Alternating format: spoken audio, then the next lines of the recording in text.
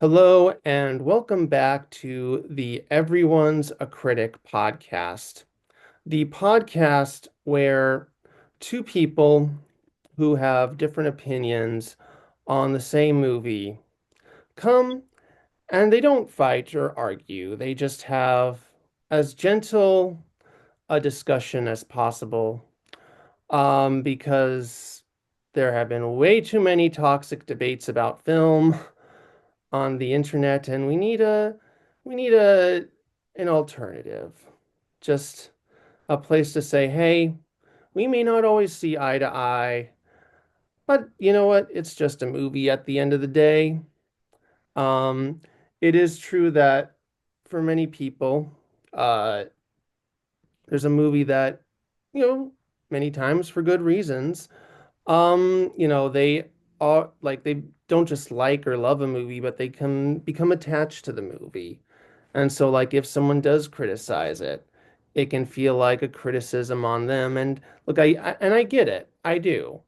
And in fact, I'll be honest, I've been kind of toxic about film discussion in the past and gotten angry at someone just for the crime of, oh my God, liking a movie, which, you should never really be unless it's something that's actually an actually harmful movie, like The Birth of a Nation, or one of those, or not Mein Kampf, God, Triumph of the Will.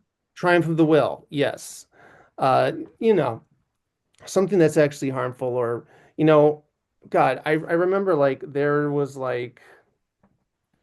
uh there was like on Twitter once, there was like post movies that are evil, and people were like posting examples of like blockbusters. It's like no matter how much you just may have disliked that blockbuster, I don't even care if there are evil people who worked on it. The movie is not evil.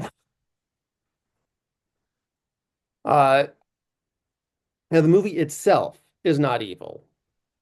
But yeah, again, but back to yeah, that was me kind of breaking a little bit, but back to the discussion at hand. Tonight we're talking about a movie that I actually liked when it first came out, but the more I've thought about it over the years, the more things don't quite add up. And maybe it's just me looking for too much meaning in a film that is still aimed at children and families. Maybe it is, or maybe it is just me judging a movie too harshly for trying to target children and families.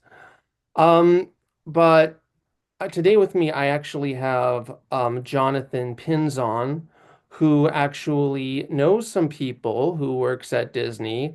He was on my other podcast, VHS Era, where we talked about Shrek together. If you remember that, that was actually my Yep, it was a highest fun one. video. Yeah, I'm surprised. Congrats on that, actually. Yes, thank you. Yeah. I think I got like over 10,000 views on that. Oh, damn, 10,000?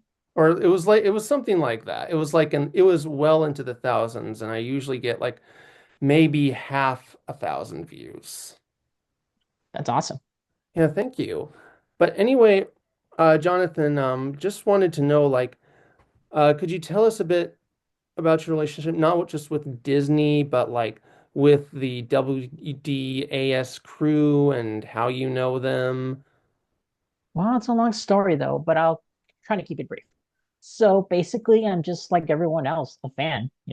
Been a fan since when I was a kid, watching Disney classics, movies that are out like Treasure Planet or Atlantis or Chicken Little.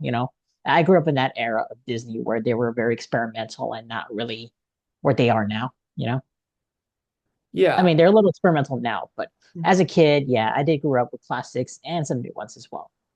And then hearing about Pixar's acquisition and John Lasseter being in charge of Disney Animation, that's where we know Disney Animation now.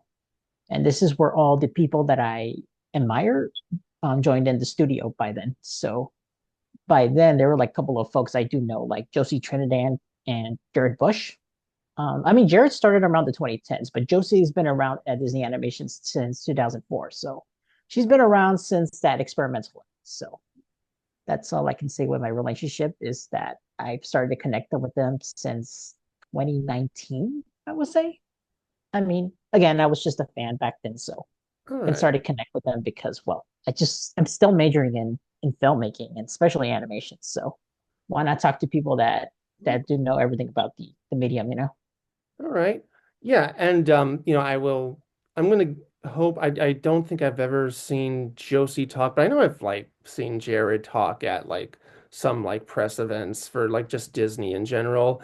He seems Yeah, like a Josie's nice guy. yeah, yo, Jared is just like something else. Like Yeah. he's like, yeah, you just want to talk to the guy and you have a good time with him. Yeah. Josie, she's wonderful, but she's not very active on media that much. So she's not that Yeah. kind of. But if I do mention it, I always make sure that she's great, you know, and she is. Yeah. Yeah, so I'm just prefacing like, it's nothing personal because I know they both Oh worked on no, the no, movie exactly. that we're about to talk about. And again, very talented, have worked on some movies I have really liked or loved. I actually did like and I mean I also have some problems with Encanto, not enough for me to say I dislike it though. I think it's a pretty solid movie overall. Yeah. So that's another thing I've mentioned before, like for no movie unless there's like stories out about how awful a person is, do I really. Especially, you know who, what I mentioned about, you know. Yeah, especially when I know like how bad a unless like in general the person is bad, like I've seen people hold grudges against again, filmmakers they've never even met, will never probably meet just because they made a movie they disliked. And honestly, unless it's been proven that person is an actual terrible person by many accounts, I think that's silly. Like, because look, you know, artists make art and sometimes you don't vibe with that art. Doesn't necessarily mean the artist themselves is bad. And like again, art, like terrible people can make great art. Like just look at The Social Network, produced by Scott Rudin and Kevin Spacey, starring Justin Timberlake and Armie Hammer. Yeah. How about you gonna talk about Mark Zuckerberg? I mean, Well, yeah, but like it was kind of a movie about how Mark Zuckerberg sucks. yeah, that's true. So that I won't them hold the movie accountable for that. But besides Brenda Song being in it, that's all. That movie could also not be the furthest thing from Disney. Again, actually, before we go to Zootopia, I will say there is a funny thing about Brenda Song being in that movie is that first time I saw it, I thought her acting was a little too Disney Channel-ish next to the other actors. And then on rewatches, I was thinking, was I just biased? Because now on rewatches, I don't see that at all. Speaking of bias, let us talk about a movie about bias and prejudice and racism while I just nah that well no that's too big a stretch. Well, I, a white guy, just said that I originally criticized one of the two people of color in a completely different movie. That is not a good look, teenage me. I will say about Zootopia, and this is more, when it comes to prejudice and bias and racism, and this is more of a nitpick, in my opinion, though I would like to know what other people of color would think about this. But to me, it seems more like a nitpick. I'll just say that than an actual criticism of how it does portray, prejudice and bias and racism. But besides Idris Elba, all of the characters voiced by people of color are minor characters. I mean, Mrs. Otterton, yeah, she sets up the plot, but then she only pops up in one scene, is gone for most of the movie, is seen once more, like halfway through, then near the end has another scene with lines. And she's voiced by not only a black woman, but an Academy Award winner. There's Shakira, who I'll give them a little bit of leeway there because, she's more of a singer than an actress. Not that her voice acting was bad, but it is literally this movie is literally the only acting experience she has. Um, Tommy Chong, though, I know him, great guy. He seems happy about being in this movie, but again, he's a cameo. So is Tiny Lister, and yeah, the other few people of color actors are pretty much just bit parts. The Indian woman who voices the elephant, who I know was on the Mindy Project. I'm sorry, ma'am, if you're listening to this, I forgot your name. But yeah, I don't know. I'm sure they were just looking at. I'm sure there was nothing like intentional on that. I I'm don't think sure. so. I think they I mean, really. they're all, Yeah. yeah, I mean, all the characters are animals, though, so Yeah. there's no really a race there other than different species, Yeah, I know. animals, and yeah. And I'm sure, like, again, they didn't mean anything about that. It is just kind of weird that it's a movie that's about prejudice and like all the people of color are pretty much except for one guy, are in the background pretty much. And all the major characters are voiced by white people, except for, again, Chief Bogo, Idris Elba's character. I will give him credit. I know that in Zootopia 2, the new snake guy character, Gary, is voiced by Hai Kwan, and he seems to be a major character. So A big one, I thankfully, would say, yeah. yeah. Mhm. So thankfully they have improved in that area. It is just kind of weird if you think about it. Yeah, I just don't mind, casting choices like that. But the thing is that, again, animals, they're different species. You can't really put in, it just depends on the voice acting. Yeah, I mean, the voice Mhm. acting isn't bad in and of itself. I'm just thinking like, you know, and again, I would like to know what other people would think about this, if this is actually a major problem or it's just me seeing into something that's not really there. But yeah, I just thought that was kind of strange looking at that.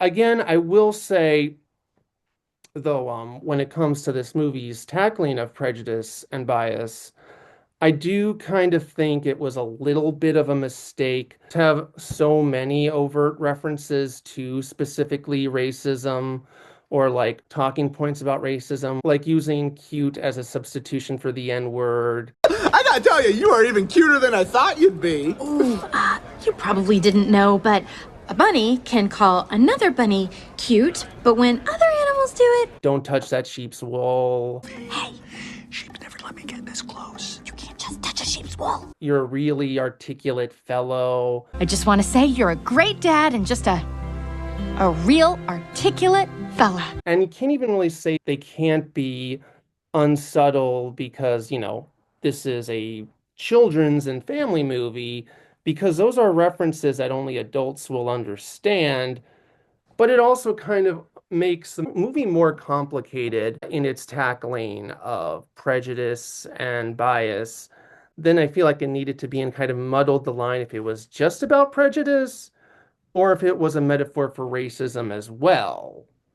Like, I feel like if they just took those things out, it would be more clear while still having a message that could actually be beneficial and topical. I think one of the strongest points of the film is in its third act.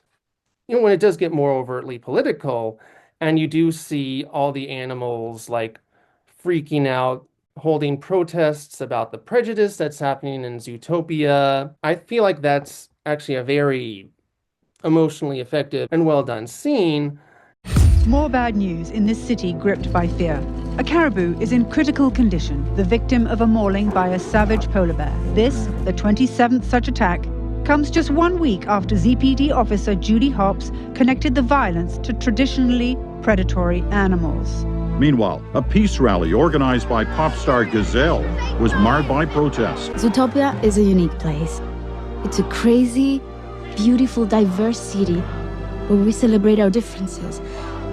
This is not the Zootopia I know. It's just the little comical references that I'm sure they just thought were funny and like would get the adults to laugh while also trying to make them think. I feel like made it a little too complicated on whether or not the movie was just about prejudice or if it was a metaphor for racism.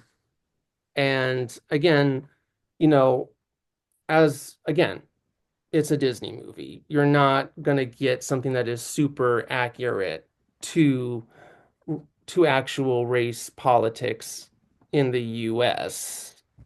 Well, no, it's not meant to be though. But at the Yeah. same time, I know the filmmakers are trying to create an idea for prejudice, like their own version of prejudice, rather than just being like, in real life, and in this country in particular, but more particularly just what they created rather than what's based on it directly. Yeah, but I feel like adding those references kind of muddles the waters more than it needs to. I feel like I kind of wish they got rid of those references and just made it their own universe's version of prejudice. I see what you mean, yeah.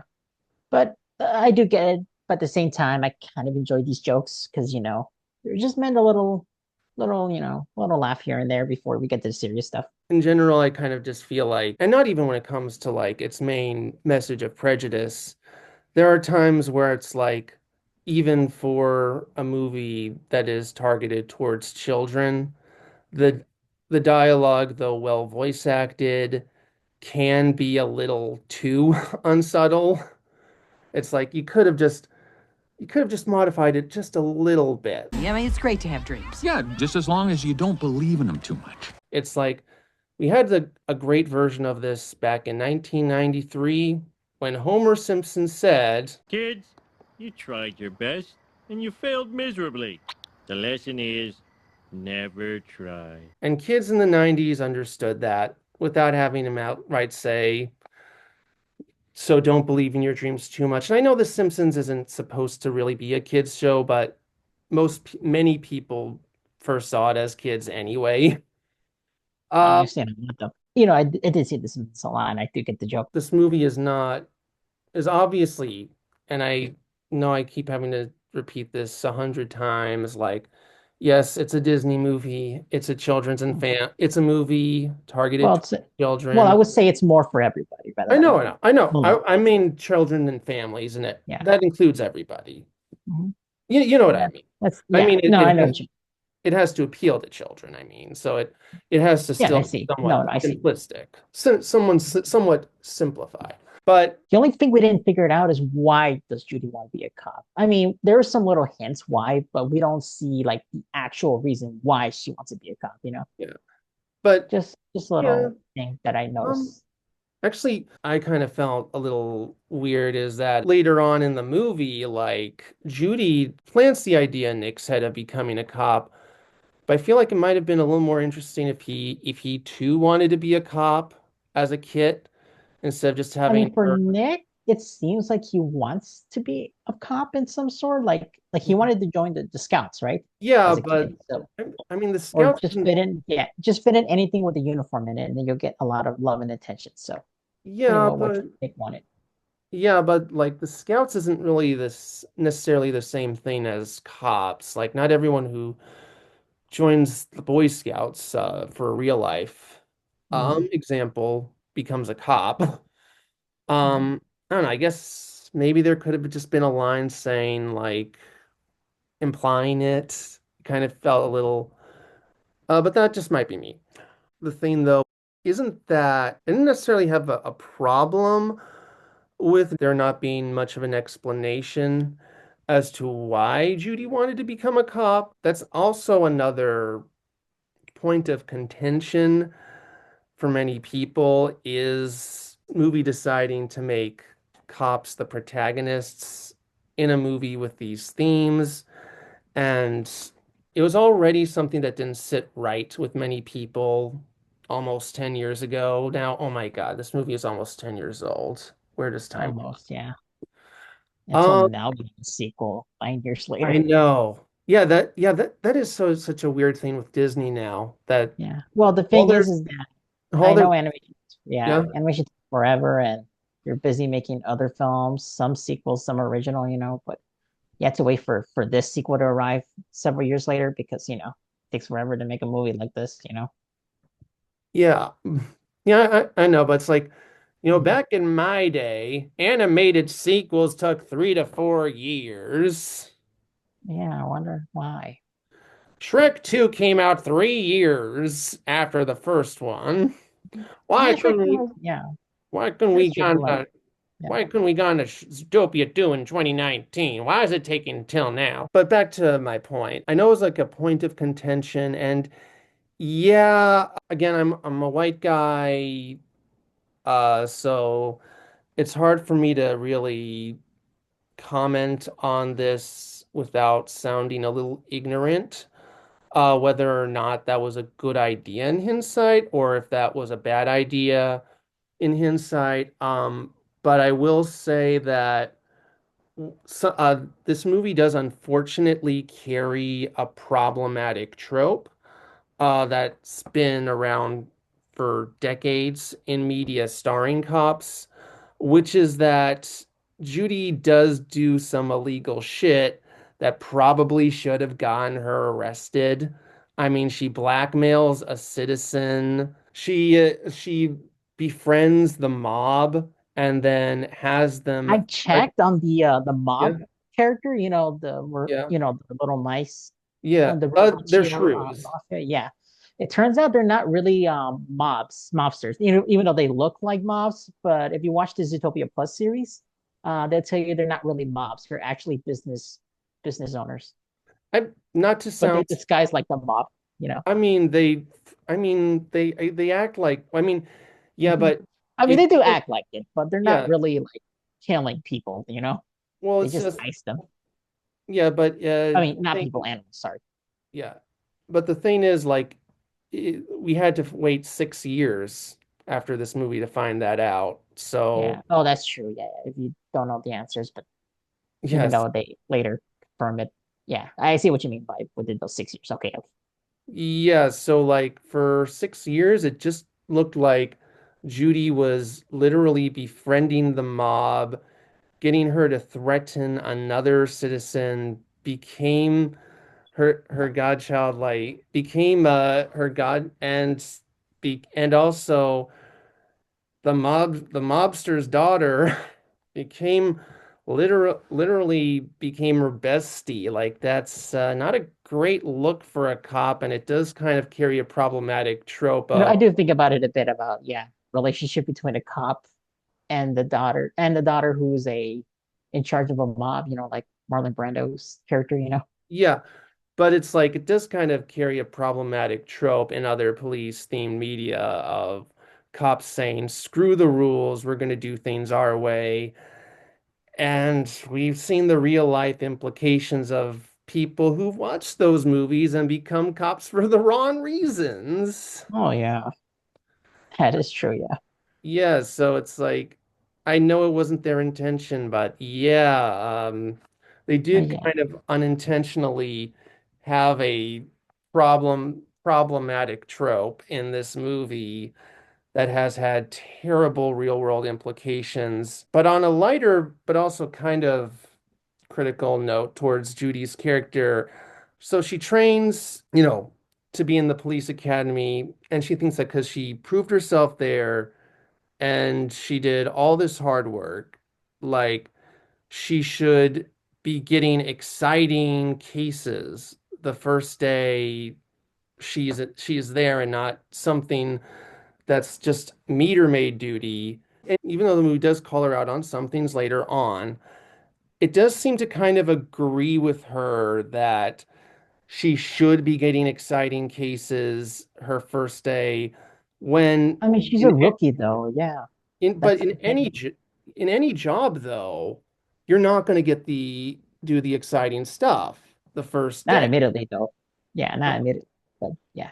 Yeah, and yet the movie kind of frames it like she's in the right for wanting like to do the exciting stuff, and like everyone's like, "Oh no, you're not a real cop." Oh, my sweet heaven. Judy, are you a meter maid? Oh, no, this is just a temporary thing. Oh, it's the safest job on the force. Oh, she's not a real cop. There's nothing there that's kind of implying she's in the wrong. And I kind of feel like this is Disney kind of not wanting to fully let go of its when you wish upon a star philosophy. It's your all your big dreams will come true philosophy. And I feel like that philosophy works in fairy tales, Yeah, but that's true. Yeah.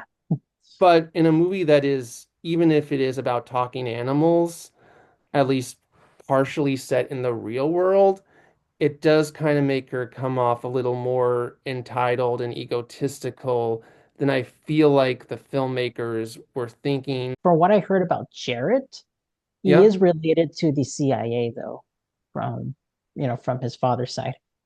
Oh, he So is. yeah, he is. I looked it up on that.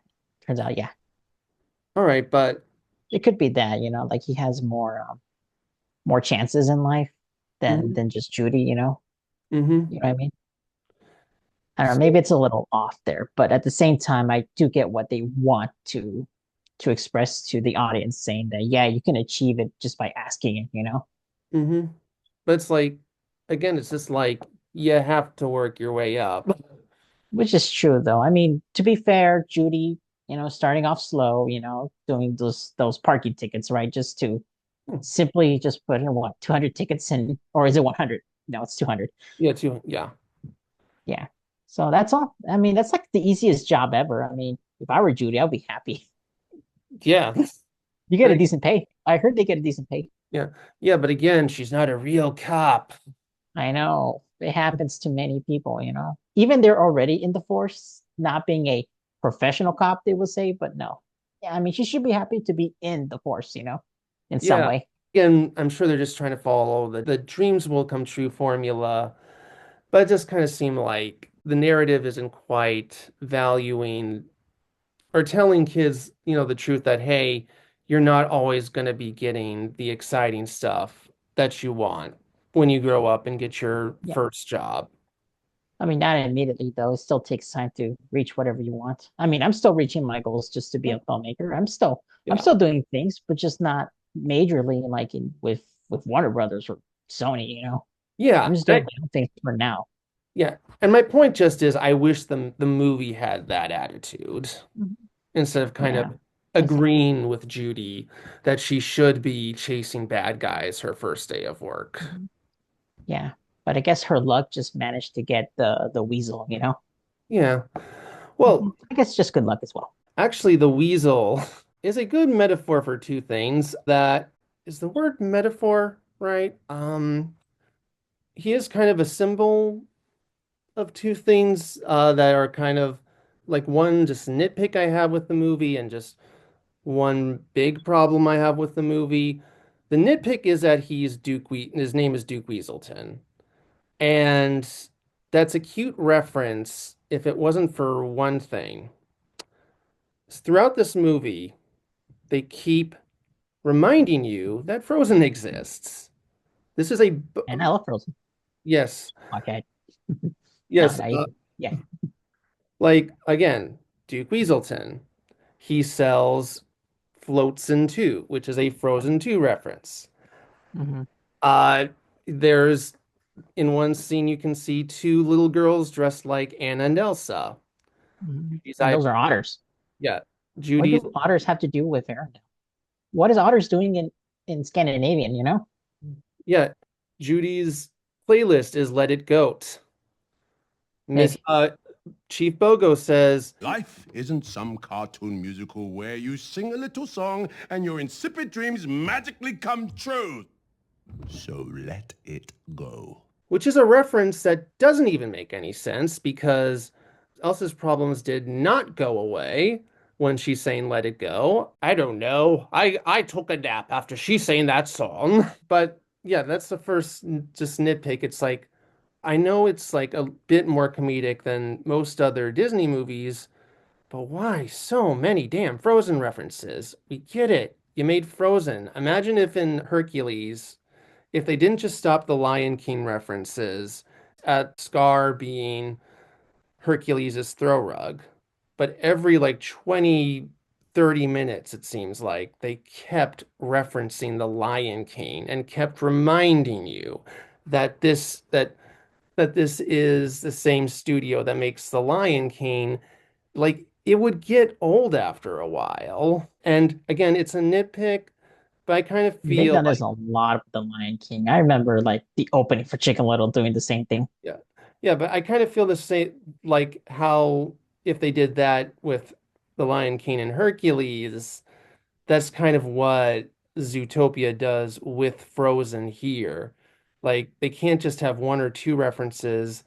They have to constantly reference it, and I don't really feel like it's necessary for a buddy comedy. Like Disney, I know it's like it was like their most popular film at the moment, but on the other hand, there's other iconic Disney films. Reference them, look at this cast. They've all done iconic films. You could have referenced any of their movies. I Um, don't know. I don't think they want to be like DreamWorks because basically DreamWorks done that multiple times at this point. yeah, I know. Yeah. I know. In fact, Mhm. yeah, I guess it could be worse. Like, Boss Baby is basically Alec Baldwin movies and TV show references the movie. For what Pretty much, I yeah. want to say it is. I only saw like the first 50 minutes of Boss Baby. Yeah, I did not Uh, like Boss Baby, at honestly. work. I Yeah. didn't. It didn't grab me. Yeah, that's just a nitpick. But that character, like, I will say, the movie isn't necessarily saying, that stereotypes aren't sometimes, true in that people or animals can't fit the stereotypes of certain people that can fit the stereotypes of certain people. And I kind of get what they're going for with that, with the Weasel. He's almost kind of like a mirror counterpart to Nick, as Bellwether is a mirror counterpart to Judy, in that, Bellwether is like sort of like a government worker who's been the obvious victim of prejudice, and she actually lets her anger get the better of her. And we all see what happens later on in this movie. You could say the same with Duke, that he's like a hustler, trying to make ends meet, but like unlike Nick, who actually changes and becomes a better person at the end, like he he decides to stick with his hustling ways, but it does almost kind of feel a bit cowardly on Disney's part to just, well, as I'm sure we're all aware, like every time a weasel is in a Disney movie, they're always the bad guy. They're always the henchman. Disney has a, I mean, Disney just has a weird hate boner for weasels. And it would have been nice if they used another sneaky animal that they don't use as often as they do weasels. I'm just going to say that. Well, at least with the Weasel, it's just a minor character that he doesn't seriously get any consequences at all that much. Yeah, I get what you're saying. It's just like, yeah, it is just kind of like, guys, guys, in a movie about defined stereotypes, you're just going to do the slippery, sneaky weasel who can't be trusted trope again. Like you couldn't have done any other animal that you haven't already done. Hmm. And that's Um, where the plot twist goes. I don't know. I guess just that could just kind of lead to my real main point, which is that for a movie that is kind of, even though it is a family movie, that is trying to deal with these big, real world topics in a way that, children and families can understand. And there are some, even though I said that there were some ways that I felt even by the standards of a family movie, it was a little too unsubtle. There were some little things I did appreciate about how they did carry that message. Like they do kind of make it obvious that, but in a way that's not like beating you over the head with it, that, the police don't care about these missing mammals because many of them are just like little animals or medium-sized animals that they don't consider it real work to consider about. Here you go. One missing otter. That's it? Yikes. That is the smallest case file I've ever seen. Leads none, witnesses none, and you're not in the computer system yet, so resources none. And you know what? Even though people like to call detractors of this movie like to call this propaganda, that is actually one way the movie is actually critical of the police system.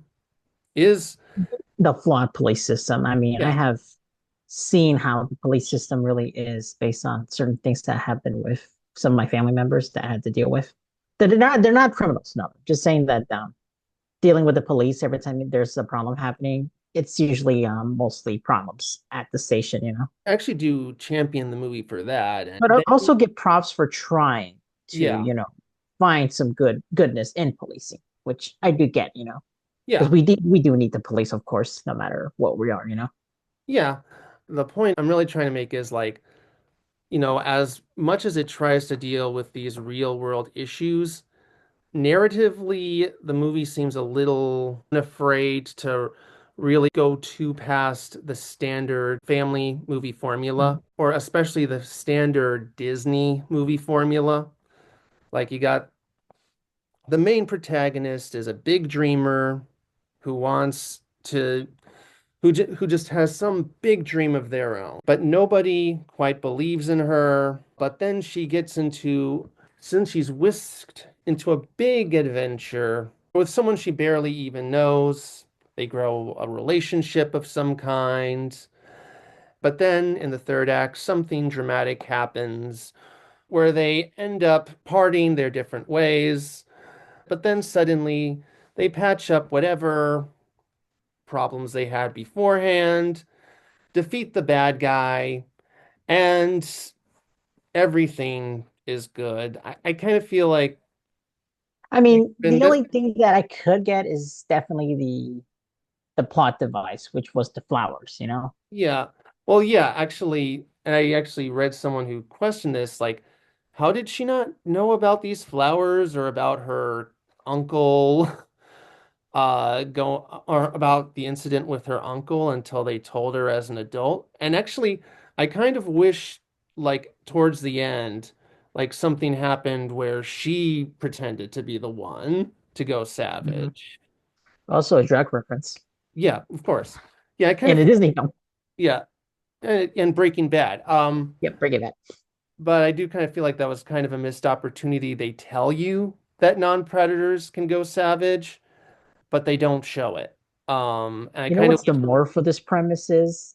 Don't trust drug dealers, I guess, or yeah, just do drugs, I guess. yeah, I know, but I'm just saying like I kind of wish like there was some way they could have shown a non-predator going savage, though it did Mhm. actually lead to a clever thing I noticed, which is Yeah. that like some other detractors of this film say that the reason the movie's attempts at being an anti-prejudice or even anti-racism film don't work is because the movie says that predators in this world did used to eat like little animals. But I almost wonder if this is like a story they tell children in this world. Like how in how we're told as children like the Pilgrims sailed off to America and became best friends with the Native Americans and ate dinner with them. And then we grow up and we find out that's not what happened at all. I don't know.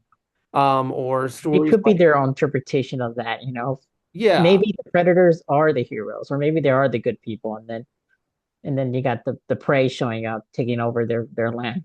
yeah, that's what I'm thinking. Like, I Yeah, mean, I always think that. That's my theory though, so it's not really canon. So yeah, and I'll say this, there's just no room in the story to really confirm whether or not that's the case. But back to my main point, like, even though I know it's a family movie and you got to do things that will attract your audience, like, again, I did feel like the movie was a little too formulaic at times, despite the fact that it is introducing such heady topics to a younger audience. Especially, I fucking hate that I'm sorry, I hate this cliche. that they had to do that freaking dance party ending. I'm sorry. Well, it's more like a concert, with the dance area. I don't care. Dancing characters at the end of an I've seen animated those a movie. lot. I I it was cute when the first two Shrek movies did it.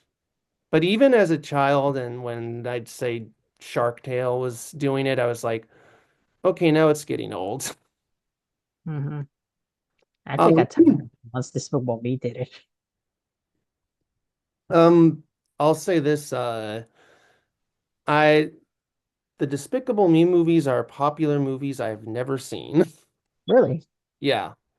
Yeah, they do the cliche too, so Yeah, I'm worried but on that. I don't know. I'm just kind of like any you know what? There's two movies that did that party that did that cliche that are animated that I'll give some sort of leeway to. Well, three. Anyone that does it that's like a musical or is about music, I'm like, okay, it makes sense to put it in.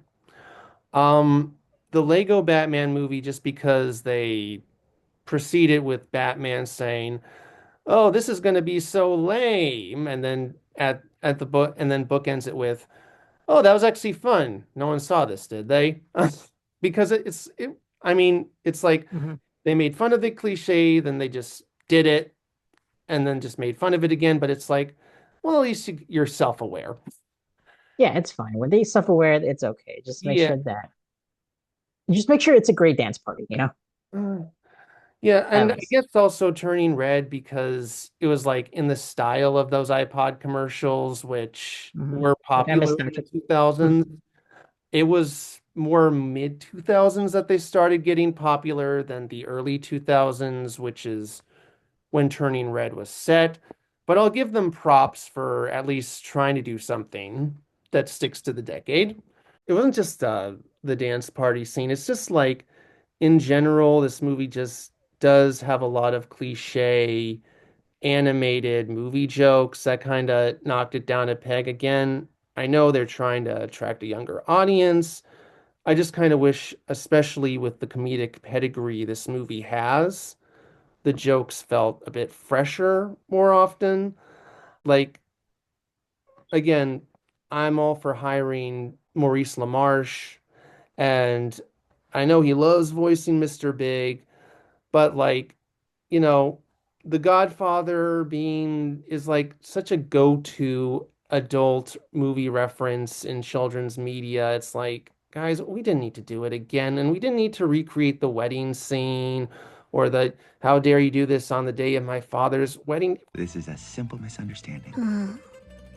You come here unannounced on the day my daughter is to be married. We didn't need this. We didn't need to go that far. Like, I think the best time Maurice LaMarche did his Don Vito impression was on Futurama as the Don Bot. Hey, you think this computes over here? Where's all my change? I gave you 100. And I feel like it works there because like all the robots are tired stereotypes because they're literally being programmed to be tired stereotypes. So it makes sense he's doing a Don Vito impression because they're And the all robot. yeah, they're robots. They're acting like what they think humans act like. Again, same with the orphan bot. I forget his name, who acts like Tiny Oh Tim. yes, the Tiny Tim. Yeah, I Uh, remember that. or the preacher bot who sounds like this.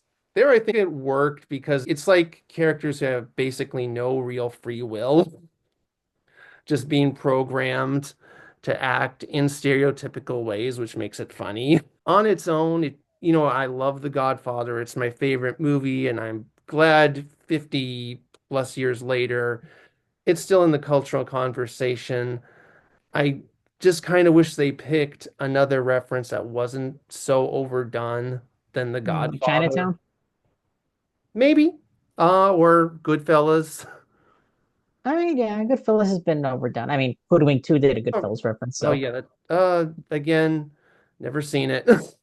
no, don't watch Hoodwink 2, but actually watch the Goodfellas reference. Oh yeah, I mean, oh yeah. Goodfellas, great movie. Maybe Casino they could have referenced. Mhm. That's not I as mean, there's no overdone. casinos there. there's no Eh, casino in this movie, so that's true. can't really do it. Yeah. Uh, or again, I think I think actually when they reference Breaking Bad, not only is it funny because they're referencing drugs and there's a meth lab in a kids movie, in a Disney movie. Sorry, it's No, a it's fine. No, bad no, in this habit. case, no, no. It's actually funny when you say kids movie and Breaking Bad. That's actually pretty Yeah, funny. but yeah, it's like, well, you did like Breaking Bad was definitely culturally ubiquitous even by almost 10 years ago. Oh my Yeah. God. No, 16 years now. That show came out like 16 years ago. Oh God, yeah. But like, yeah, it's not quite as overdone of a reference as The Godfather is, and I can't say for sure. I don't think there are other family movies that reference Breaking Bad, or So family far, this is shows. so far is the only one I've seen, I guess. Yeah, This, I'm yeah. sure I'm sure there's something, but I'm not aware of it. I just found that whole sequence kind of like tired. Like, guys, they've been doing this reference since the 70s, literally. Hmm. I think Man Uh, Magazine did like several issues on the Godfather parody they've done. yeah, again, it was like with the dance party. It's like, guys, this is overplayed. I mean, or the concert dance scene, whatever you like to call it. It's like, guys, this is overplayed. Let it go. Again, I'm glad The Godfather is still in the cultural conversation over 50 years later. But at least reference another scene from The Godfather. Just try to find another element besides Don Or Vito. Sofia Coppola's scene in the first movie where she Yeah, was baptized. That's it. That's a really good scene. yeah, They it, reference that. yeah. Just please try to find another element to reference besides just doing an impression of Don Vito Corleone or How Dare You Come on the Day of My Father's Wedding. Rugrats in Paris did it 16 years before this movie did, and Osmosis Jones did it 15 years before this movie did. You come to me on the day of my daddy's wedding. Well, you ain't gonna collect nothing from him up here in the pit. Now get down there. The mystery scenes, they feel a little too like, again, like I said, the movie does in my opinion a little too formulaic overall. The scenes where they're solving the mystery feel a little too repetitive in structure to me.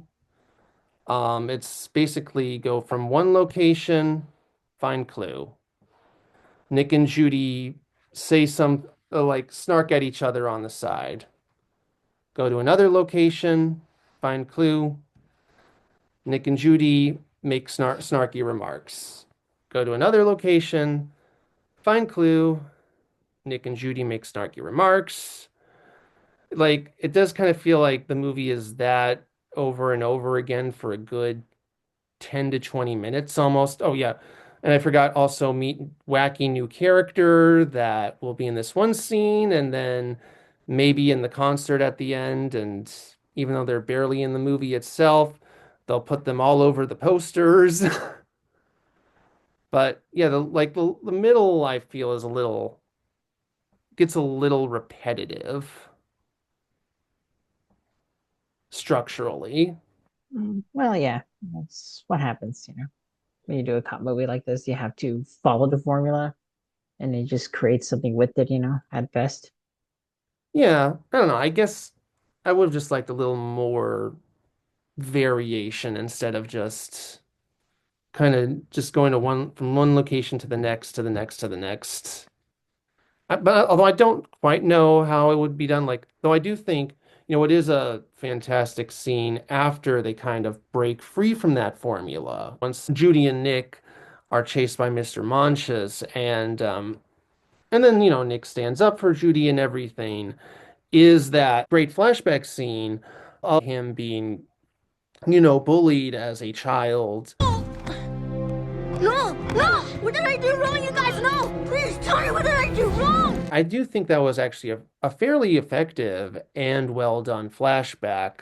And again, like it kind of shifted into the third act, which is, I think, when the movie is at its strongest and most narratively interesting, in my opinion. But I will also say that, I said before, like, like the way the movie was structured. It was like we meet one character, then another, then another, then another. I do think I get what they're going for. It's like this big, wacky city full of colorful, interesting personalities. I don't quite know how to say this, how they could have fixed this, or if they need to be fixed. I do think there's maybe a few too many characters. I mean, it depends how you feel about the amount of characters in this film. Thankfully, we still get just mostly Nick and Judy stuff, but yeah, it just depends how you feel about the side character, especially the sloth in the Yeah, DMV sequence, you know. I don't I know. mean, he is a fan favorite though, which I do like, but at the same time, yeah, I there's don't know. some that are misses, you know, like the I don't know, the weasel. I will say I like Tudyk, but I just don't like much of the weasel, you know. Yeah, and that's what I was saying beforehand. Like, I kind of wish Disney was a Hmm. little more willing to not have a species they're always stereotyping as one of the bad guys, even if he's not the bad guy. And it also does kind of feel like a little cowardly on their part that the weasel is just a bad animal, mammal, person. But the fox is the one who's seems like a bad guy, but actually has a good heart at the end when it's like, Hmm. yeah, there's been like bad foxes in Disney Yeah, media, but there's they've also been been good foxes yeah, before like Todd. Todd You and remember Todd, Robin right? Hood. Yeah, Robin Hood's a good one. But That I one. mean, it would have been kind of more. This is probably just me asking for my own movie, just creating my own movie, but it would have been a little more interesting if they had like a species they haven't ever portrayed positively as a good character than just having a species they always portray negatively as a bad character, and the one they've kind of been 50-50 on as like the good redeemable con artist. I will also say, like, again, seems like maybe someone else on the production team for the second has thought the same way. If it turns out that Snake is a good guy, and so far it seems Well, like he so far is. with the premise for the snake is that he's a fugitive. So Yeah, basically, Nick and Judy in the sequel are undercover to find that fugitive. yeah, Based on what they said at D23, so that's all they could say about what the premise is. So yeah. But I mean, hopefully they will actually buck formulas, because I can't really think of a good Disney snake. not much good snakes, like heroic snakes, not much. Again, I hope they don't do what they did with Duke, because again, Alan Tudyk is great and his Steve Buscemi impression is good. I mentioned beforehand I have mixed feelings on Judy. I also because you mentioned like you're not a huge fan of the Weasel when we talk about the characters. I don't dislike Clawhauser. I do think the constant fat jokes that they give him are unneeded and kind of feel like they're a product of a different era, even from the 2010s, like him eating cereal, drinking soda, taking a donut from under his chin and eating it. In your neck, the What? fold, Oh, there's. here you went, you little Dickens. Oh. It's like, come on, guys. This is old hat. I mean, it's a cop cliche to have donuts, so it makes I sense. know. I mean, the donuts, sure, but eating cereal on the job and drinking soda on the job, I didn't feel I Mhm. think that was a little. Maybe he's homeless. He doesn't live other than his office, so that's why he's eating cereal there. The bigger problem is like fat guy loves to eat jokes felt Hmm. a It's little. yeah, it's a little old now. And he was even old back in 2016. Yeah, like I said, again, like, with these like fat guy likes to eat jokes, the Godfather jokes. Again, I do just feel like the movie's humor, in my opinion, is just a little too reliant on like old jokes. And like, yeah, again, with the side characters, they're fine. I will say, like, even though I have issues with some of the ways Judy is written as a character, I do think her and Jason Bateman's chemistry together is great, and they do sort of carry the movie a lot. Hey! All right, Slick Nick, you're under arrest. Really? For what? Gee, I don't know. How about selling food without a permit, transporting undeclared commerce across borough lines, false advertising? Permit? Receipt of declared commerce. And I didn't falsely advertise anything. I will also say that the only side character that really did interest me, but then again, it kind of goes back onto my point with how the movie relies so much on old jokes, is Finnick, the character that interested me the most and who I was kind of disappointed we didn't get to spend more time with. We get little seeds of him that we don't necessarily get with the other minor characters.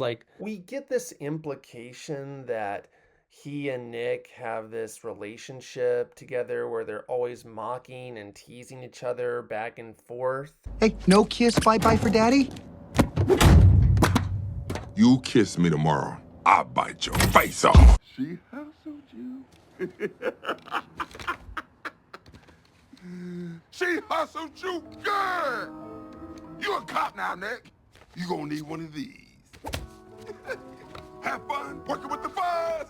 Honestly, kind of wanted to know if they actually couldn't stand each other's guts despite being business partners, or if it was more just the way they communicated. Kind of reminded me of Star-Lord and Rocket, but it wasn't just that. I like the implication that he actually has some sort of fondness for Judy. You see him look actually weirdly touched when she actually thinks he's a toddler, and she's like, "You can do it, little guy. You can be an elephant if you want."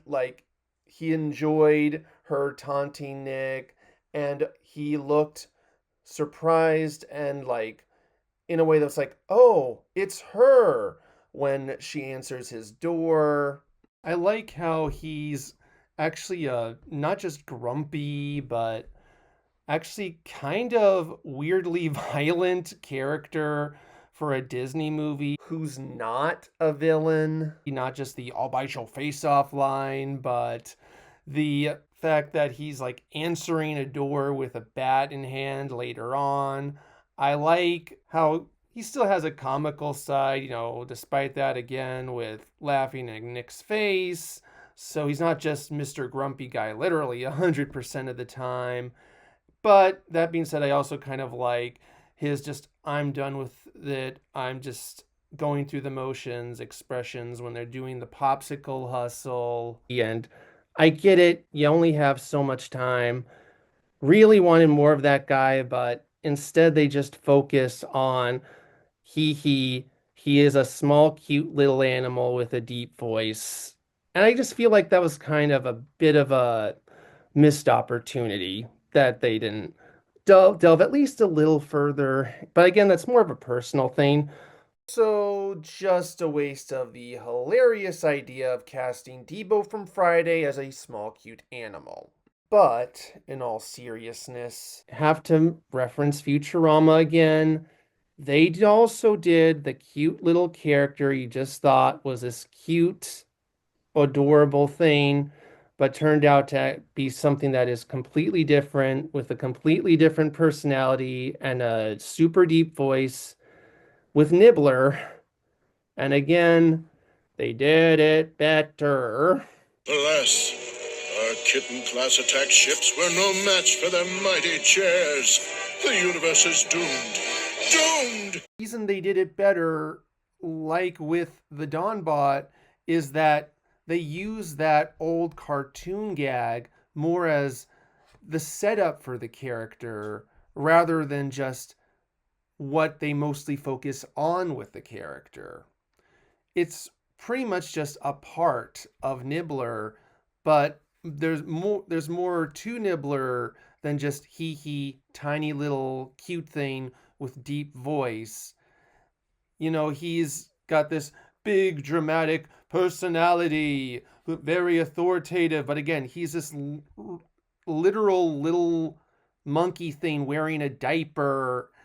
And even besides that, he's got like a big part of that show's lore. Like, spoiler alert if you've never seen Futurama, but like, he's literally the character that sends Fry into the future to stop the brain spawn. I won't spoil it there, but again, they did it better than Zootopia because they don't just stop at that joke with the character. I'm sorry to keep comparing this movie to Futurama, but Rich Moore is the director, and he worked on a lot of episodes of Futurama. True. Yeah. I mean, it makes sense where he got the influence, so it kind of makes sense to put on Zootopia. Yeah, but I mean, I'm not saying they should do it exactly like Futurama, but it is sort of like the way like these cliches were done in Futurama just had more depth to them, in my opinion, than in Zootopia, where it was more like there is some implied like hidden depths to both Finnick and Mr. Big, but it is kind of like most of their screen time is focused mainly on their shticks. Like, again, speaking of Mr. Big, I love that speech where he's like, deep down, we're all animals. My child, we may be evolved, but deep down, we are still animals. Like, it makes you think, oh, this little mole thing has seen some shit. I just kind of wish we didn't have to have a huge Godfather parody before it. I mean, I do love the Godfather sequences in that movie. And again, for Zootopia Plus, they did a Godfather homage to one of the episodes. Yeah. It's still a well done one. It's actually a well done Godfather parody throughout the whole thing. I don't know. My trepidation there, I haven't seen it. I am a little worried. You should check out the series though. It's only like 5 episodes, I think. I think I saw like one episode and thought it was okay. But the Godfather Part 2, I am just a little worried about the Godfather Part 2 parody because like the whole point of the Godfather trilogy is basically that, people think it romanticizes the mob, but it doesn't really. It is really more like about how devoting yourself to the mob will lead you to a dark path, even if you do it for what are seemingly the right reasons, like to defend your family. And I don't know, even though I know what you're saying, like they show they're not actually the mob, like making The Godfather Part 2, which is like about the basis of how Michael Corleone came to be the way he is, be like the inspiration for like this hopeful story about how a Vito Corleone-esque figure brought everyone together, even in the guise of parody. It does kind of feel like it's missing the point. I see, though. I guess they just want to make a parody out of it, Yeah. I guess I'm a little harder on the movie's use of cliches and formulas because there is a lot of inventive stuff in this movie. Like you do see like all these like cool exterior shots of just how these animals would like function in this society, function in this city, despite being like all these different huge sizes. And you like have all these cool, atmospheric shots. It is kind of just like, I guess that's why I'm a little more hard on this movie when it does get cliche and it can get, and as I've mentioned, it can get very cliche. I mean, a lot of movies have cliches, so you can't really like, point out that much to it, Yeah, I know what you're saying. And again, like some of the things I've complained about are in some Disney films I liked. I guess I just kind of wished there was like more of the inventiveness in the film wasn't just in its tech and its world building, but was also in its story as well and humor as well. That's just what I mean. Yeah, I see what you mean. Yeah, I guess I'll just say about the world building is just, I think it's great. I mean, they focus on more on, because if you look at the map for Zootopia, they focuses more on climate rather than different species of where they live in, because, climate does represent where animals live in and their habitats. So, like, like you got a snow area for polar bears, you got tropical area for certain animals like leopards, and then you got the desert for camels and other, animals that live there. Yeah. It's a nice touch. Yeah, like I said, like all this world building is cool. And again, like there's two titular characters who work well off each other. I guess I just wish the jokes and plot beats weren't so 90s Saturday morning cartoon at times. I wouldn't say in that level though, but hey. I mean, the new area they built for Zootopia 2, it looks like a swamp type area they built. Yeah. Yeah, you can see, Mhm. there's a walrus character there. Like, there's not much sea creatures in Zootopia, you notice, right? Yeah. They Yeah, and added some creatures in it. yeah, that looks cool. And I will also say that, again, like with all the cliches I mentioned that this movie has like a lot of other Disney films. I've mentioned have these cliches, but there are some that I felt at least somewhat played around with them and found ways to keep them fresh, like Soul, for instance. It sounds cliche in premise. Like, the idea of souls sounds like something that wouldn't work, but it brilliantly works so well for it, for the Yeah, movie. yeah. But like again, it is sort of in on paper and Inside Out as well, is on I paper mean, it's like basically Hermit's head, but better. yeah. But I just mean like the plot, like on paper, again, both movies are about a main character going on a journey with someone who is the complete opposite of them, seemingly, but then they learn to become best friends. And while it does do that, like what I liked about Soul specifically when it comes to like how they did this premise was sort of like Joe, if you think about it, is sort of the anti-Judy Hopps in that he had big dreams. Yeah. I mean, he's a But more realistic character. I mean, yeah, yeah, that's where Skull takes place in the real world, yeah. But it's like he had big dreams, life beat him down, and he's on the verge of giving up. But there's like still a sliver of him that still is holding on to these dreams and is hoping that he can make it. So that's kind of what I thought was interesting. Like, while in this movie, it's about a young person who is just at a point in their life where they're trying to make their childhood dream job become a reality. So I just thought that was kind of cool. Like, instead of taking the perspective of a big, young, hopeful person like many Disney movies do.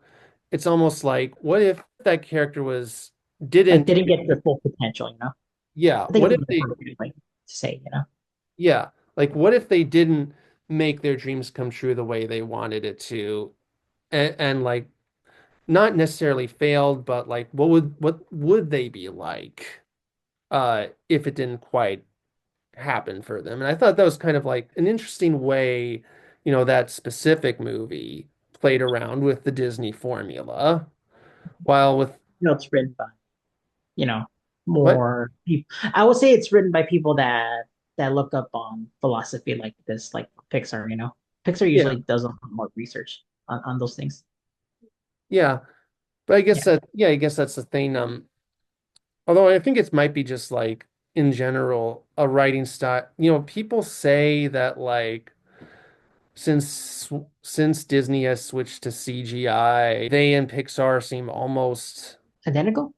identical, but it's like there is still that It difference still though has, yeah, it does have their differences. It's just that around the 2010s, I'll see the similarities. And then once we get to the 2020s with Pixar, that's where they started to become a little more different with their styles. yeah, but I do think even into the 2010s, like not all their movies, but we kind of saw it with Up as well. Like Disney movies tend to be about dreamers with a big goal in mind and the adventure they go on to make their dreams come true. Pixar seems to be more, and that includes Zootopia. Uh, Pixar seems to be more of the time about either people who try to make their dreams come true but failed, or people who've already found their place in the world, but they realize there's more to life. There are exceptions, like A Bug's Life, I think, follows that Disney dreamer who has Yeah. big dreams, goes on an adventure where they make their big dreams come true, as does, I would say, Brave. It is more like Disney focuses usually on like teens or young adults making their dreams come true. Like I said, it's pretty much that when you wish upon a star mentality versus Pixar is more like willing to experiment making stories about characters who are like in different phases of life. But you know what I mean? No, no, absolutely, actually, yes. And I think that's something that hasn't necessarily changed about them. That's why they're still one of the best. Yeah. And again, like Inside Out beforehand, like I mentioned before, that does follow a very similar, you know, structure that Zootopia follows. The two, opposing opposites. They go to different parts of Riley's brain. They learn they have more in common than they originally thought, and learn and become closer after the adventure. But I will say that that is one difference that Joy is actually happy with like her place in the world. And Which you get, yeah. well, duh, because her name is Joy. Yes. And actually it's her arc doesn't necessarily have to do with her making her dreams come true or realizing she can still make her dreams come true, like Joe in Soul and Carl in Up. And that's not too late for them. It's more about her realizing she can embrace the complexity of different emotions, which I which I think is also kind of another way that Inside Out really plays around with the Disney formula that the Disney formula that that while again I thought personally Zootopia followed a little too rigidly for a movie that were about the topics it presented. That's really my final thoughts. So Jonathan, do you have like any just final thoughts yourself? Well, as I said about Zootopia, maybe I should have said it properly, but I do love it. I mean, I love the messaging. I love the themes to it. Judy's a great character, though. Not a perfect character, of course. She does has her flaws as well. I kind of relate more to Nick, though. I'm more of a Nick character, though. Yeah, that's Nick. the thing. That's the one thing I kind of felt like I should have said. I can't thank you for reminding me. Maybe that's why I didn't really care for this movie much. That's interesting, though, because when I looked up on the production for that film, originally Nick was going to be the main character, while Judy Yeah. was the main character. Yes, and that's the thing. There were test audiences who were like, "Well, we can't relate to Nick," and it's like, I mean, I mean, it's still that's why they kept Nick because they still like the character, no matter yeah, who's really the main character, even though in general it's two main characters. yeah. Well, I will say it is two main characters, but the movie definitely focuses, except for Nick's flashback scene, it pretty much focuses entirely on Judy's point of view. Like we don't, Yeah. we don't like, for example, like we don't have a scene that is just Nick by himself. Like the flashback scene is the closest that happens, but even then it's a story he's telling Judy. So it's like she's still kind of there in spirit in a way. It's still But good, though. Yeah, You know but what's weird about the original idea for it is to have predators have collars in them. You know, yes, those shocking collars. I read about that, and that I might be find it why really weird. the writing feels a little rushed at times, in my opinion, because I know they had to change that way late into production. What I heard, yeah, even animation on that is completed. Like the rendering for the collar scenes are done. Like they're completed. So once they had to change the ideas for the collars, they just had to delete those scenes afterwards, which I kind of like the idea of the collars for predators, just to show, like, yeah, there's still predators out there that could be dangerous. You know, that could be a conflict for not just all the mammals. You know, Yeah, but I not will. like a to catch a predator. You know, have sex offender registries Yeah. in that way. You know. Yeah, but I will say, I guess that's the thing though, and maybe this is because, I was a little outside the movie's main, and I do say main because I'm not saying this isn't a movie for everybody, but its main target and audience because, I Nick, would blame you know who to blame on? John Lasseter. yes, He but no, usually comes with hard ideas. yeah, but yeah, Nick, just in my opinion, is the more compelling, interesting character. And I do think like a movie, told from his point of view probably is a movie I would have enjoyed more. I'm more interested in the cynical, realistic, and or down to earth characters that go through an arc, have a tough time in life. Like, that's another thing. By the standards of this movie, like foxes seem to be prejudiced to the point they're still making like literal products to tase them off. And the movie doesn't really say why. You can't even say, like, with the Jumbo Pop scene, it's because, he was only serving to big animals because he didn't kick Judy out of the store. He said, wait your turn in line while he was trying to kick out Nick and Finnick. Hmm. Which I do remember. Yeah, it's the ice cream shop.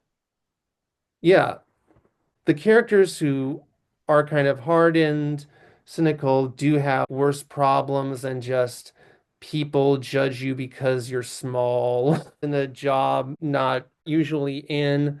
And you got to learn that everyone has even worse problems than you. Feel like characters who actually do have those terrible problems make for more interesting protagonists. It's But a fair. No, it's a fair one. yeah, but then again, they did admittedly make that movie 4 years before Zootopia. It was called Wreck-It Ralph. That's true. Yes. Well, makes And sense in the world. Yeah. even if though we disagreed on Zootopia, this was an interesting conversation to have. No, it's kind of, yeah. I don't want to say fun, but it's more like an interesting your interpretation listening. You know what I mean? Yeah. Interesting listening to And someone else's point of view of what Zootopia could have been. You know, yeah, based and on kind of scene stuff. You know.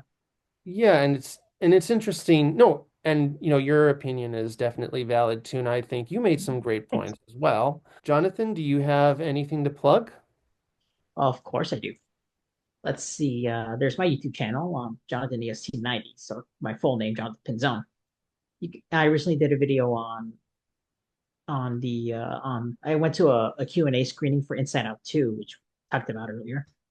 And by the way, what do you think of Inside Out 2? I forgot to ask Oh, that. yeah, that was pretty good.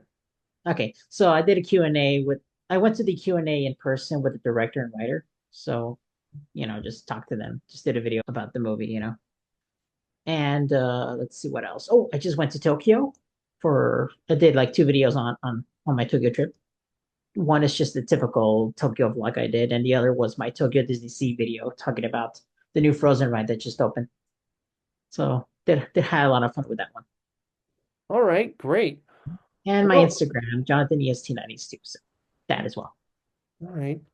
Well, next time I am going back to VHS Era, where a guest and I cover a late 90s VHS for the classic Wizard of Oz. But when it comes to Everyone's a Critic, next time I'm going to try something ambitious, and it might not work out. Going to do an episode on The Last Jedi with someone who hates it and see if we can have a nice conversation like adults. Like adults or freaking Star Wars fans, freaking childish Star Wars fans, Yeah. I'll see if that is possible. Well, good luck on that, though. I hope it's a really good episode, at least. Yeah, but that's next time on Everyone's a Critic. And yeah, this episode, if you thought this episode was long, that's probably going to be even long. That episode's probably going to even be longer than The Last Jedi. Who knows?